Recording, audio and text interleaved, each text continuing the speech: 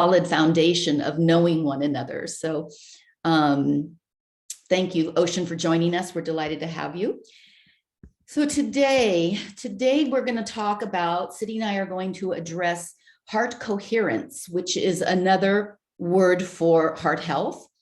And you might be saying to me, you may be familiar with it. HeartMath is a very big company that has been involved in research, and they actually have developed a device, which I don't think you necessarily need, but can be fun if you're into devices that measure different things that are happening in your body. But you may ask, well, why do we want to spend some time on heart coherence and heart health? And I want to say that we need to do that because our external world is full of heart aches, and we cannot avoid them. They may be in our personal life, they may be in our extended family, but most certainly they're in the world at large. There's a lot going on in our world right now that we can't help but be touched by.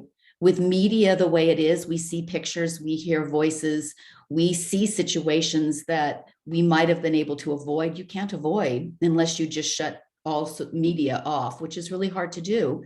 And so I think it's important for us to take responsibility for dealing with our heart coherence so that we can be prepared for these things that come in a way that we have a stability in our system.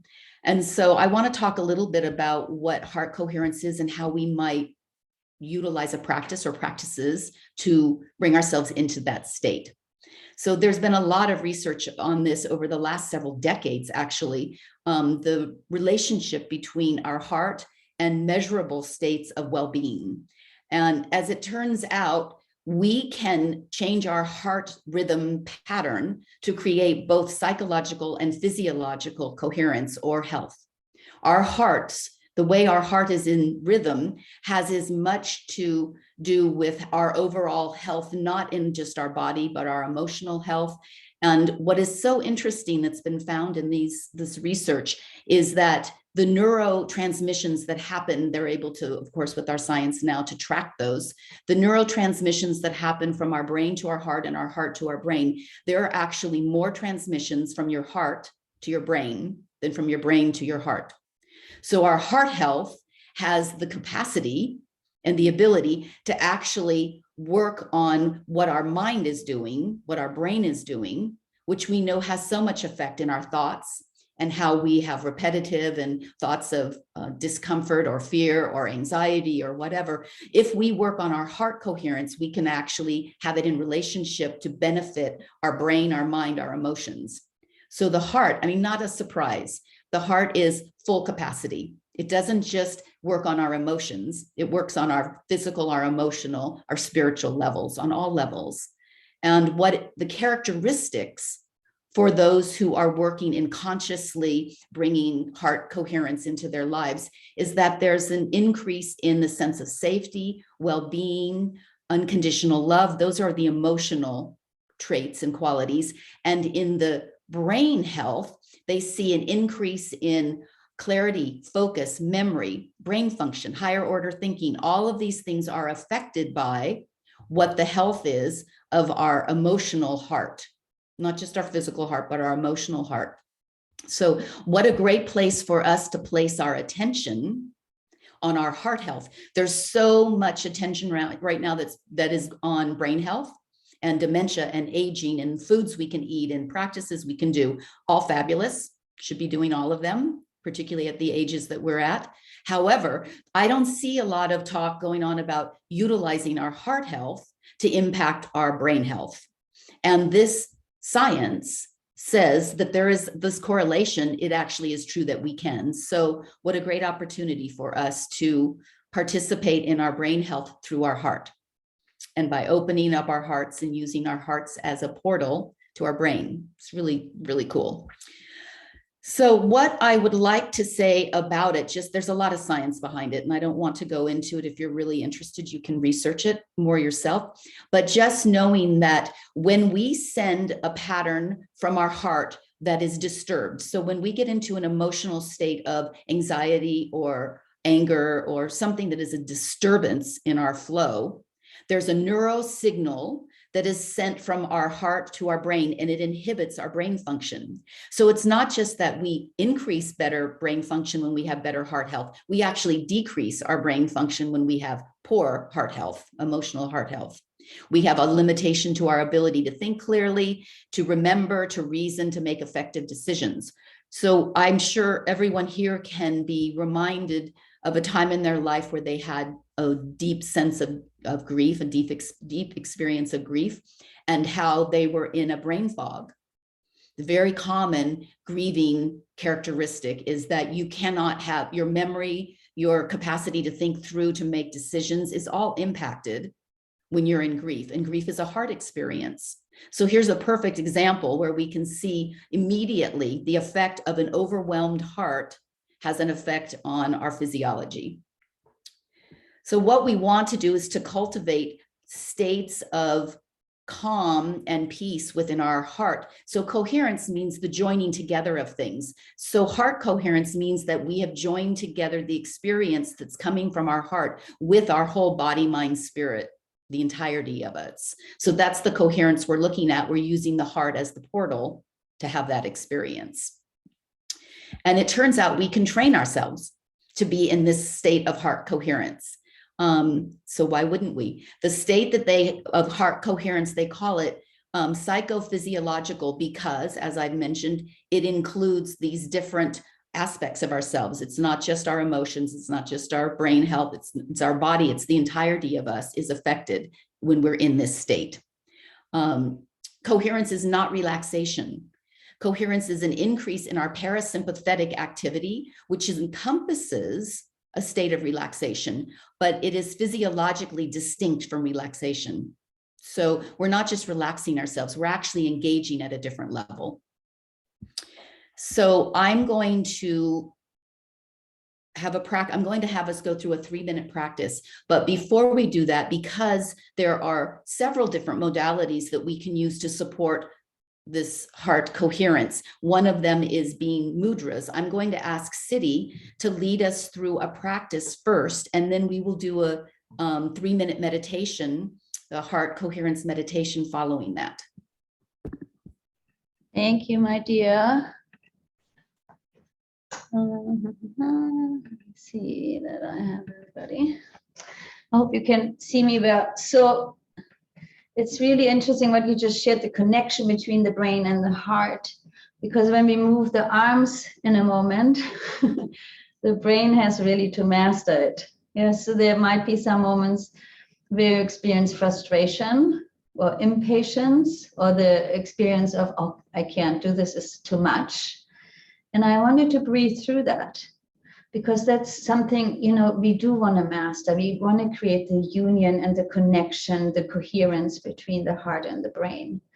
So that, we did this, I think, before a long time, but it's also a practice that I highly recommend, to do more often. Not necessarily you have to add this to your daily list, but once in a while would be great, so you can always come back to this recording.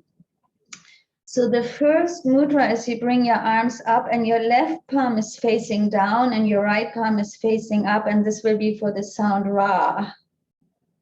Then for the sound Ma, you bring your hands to the heart center. Your left palm is facing up and your right is facing down. Yeah, so that's already for some like, what?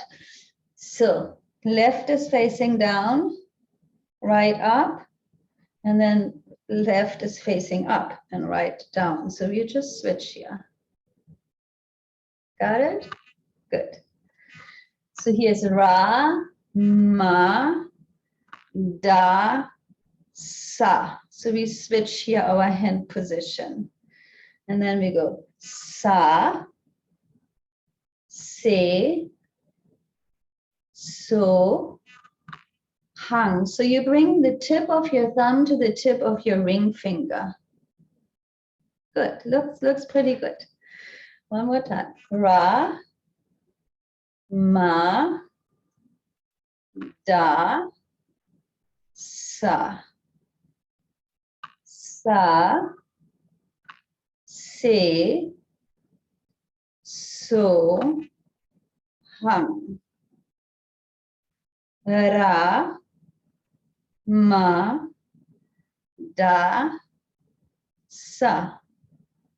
Sa, se, so, hung. Then we fan the heart. Ra, ma, da, sa, sa, se, so, hum. Now you move your hands up and down. Ra, ma, da, sa, sa, se, so, hum. Now we're connecting the heart and the brain. Ra, ma, da, sa, sa, se, so, hum. You know, so that's the whole sequence. The beautiful thing is that you activate your lymph, you activate your heart center, you open your lungs, yeah, you open your diaphragm, all the meridians. So there's a lot going on when this used, and your brain has to communicate with your fingers. So that's where the brain, you know, practice really comes in. So let's do one more time, and then we do it with music. Left palm down, right up. Ra, ma, da, sa.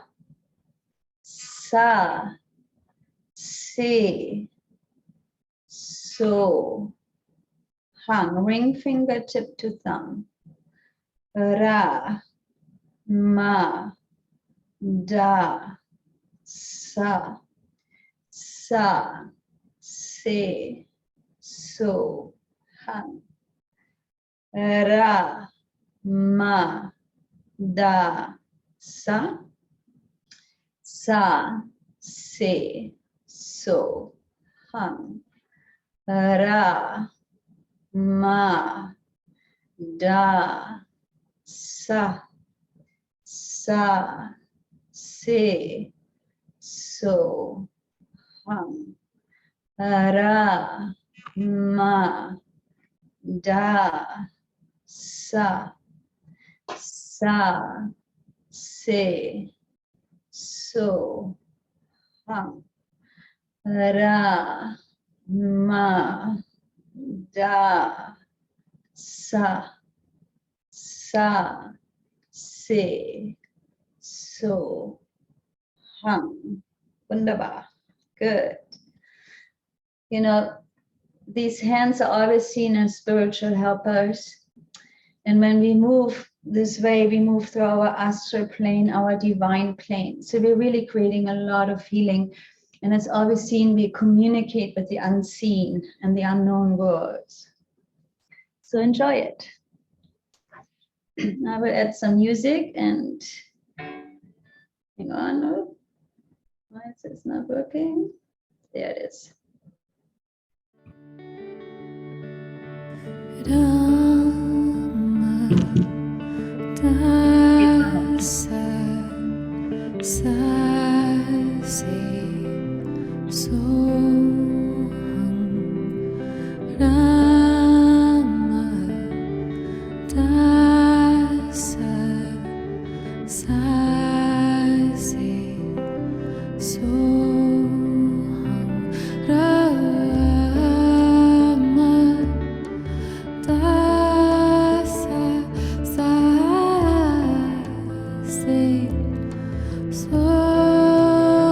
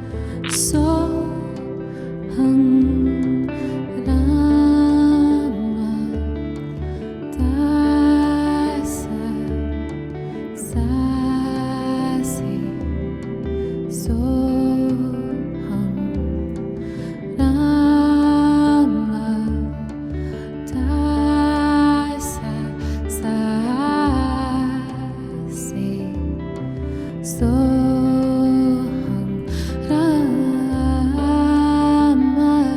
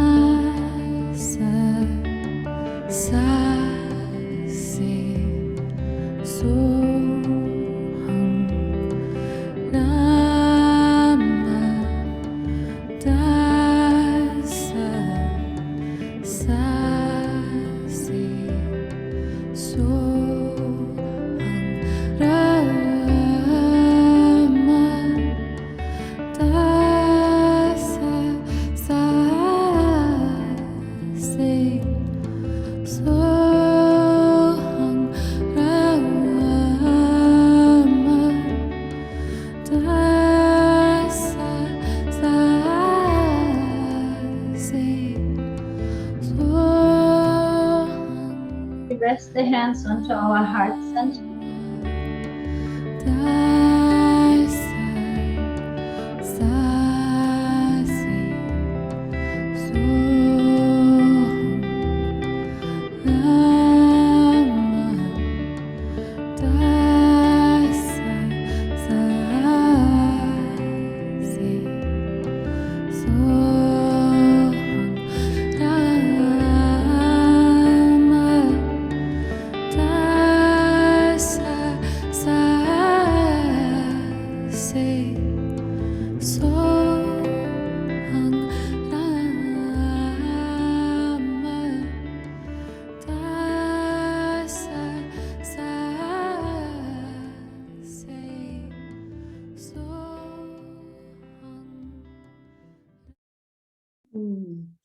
So keeping your hands on your heart and with your eyes closed, we're going to begin with a gentle, slow inhale to the count of 6. I will keep count for you. 1, 2, 3, 4, 5, 6. Exhaling. 2, 3, 4, 5, 6. Again, inhale. 3, 4, 5, 6. Exhale. 2, 3, 4, 5, 6. Again, inhale. 3, 4, 5, 6. Exhale. 3, 4, 5, 6. Inhale. 3, 4, 5, 6. Exhale. 3, 4, 5, 6. Inhale. 3, 4, 5, 6. Exhale. 3, 4, 5, 6. Now inhale, envisioning your entire being flooded with trust. 4, 5, 6. Exhaling this trust back into the world. 3, 4, 5, 6. Inhale, envisioning self-love. 3, 4, 5, 6. Exhale, compassion back to all sentient beings. 4, 5, 6. Inhale, envisioning forgiveness for yourself. 4, 5, 6. Exhaling forgiveness for all transgressions in the world. 4, 5, 6. Inhale, envisioning a coherence of your body, mind, emotion. 4, 5, 6. Exhale this coherence into the space around you. 4, 5, 6. Now inhale and feel the frequency of your body. 4, 5, 6. Exhale this frequency into the space around you. 4, 5, 6. Simply inhale, floating in this coherence and frequency. 4, 5, 6. Exhale the balance and grace of this coherence. 4, 5, 6. Inhale 2, 3, 4, 5, 6. Exhale 2, 3, 4, 5, 6.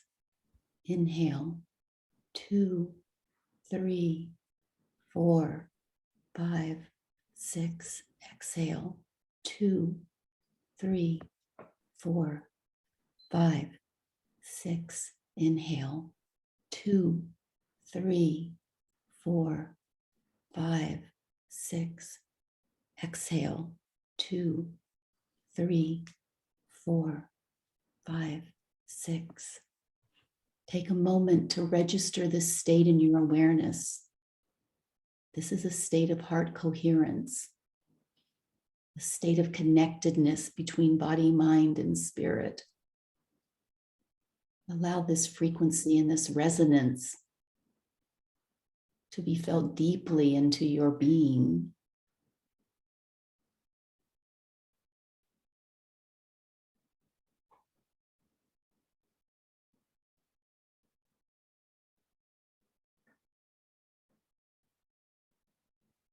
Mm.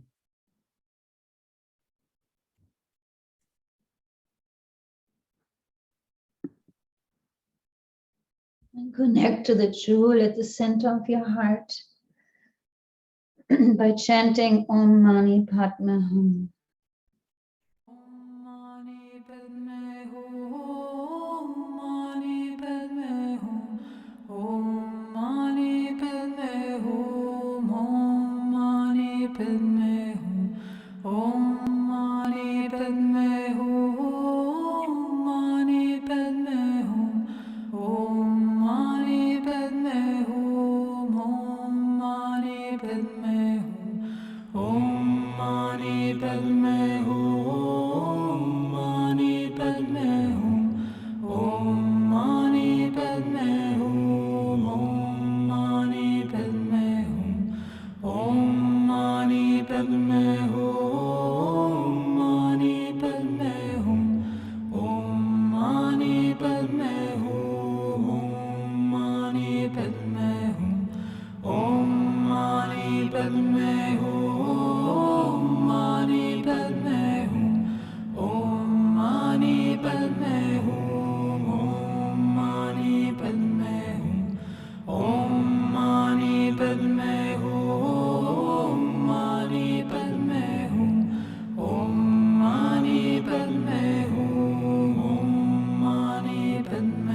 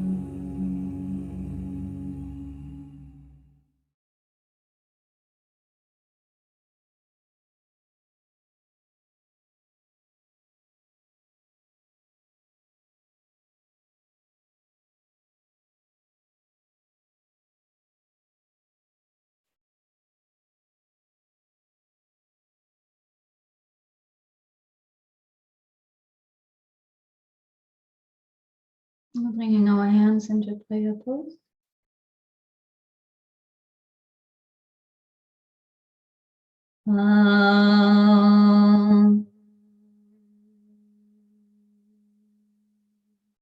Shanti, Shanti, Shanti.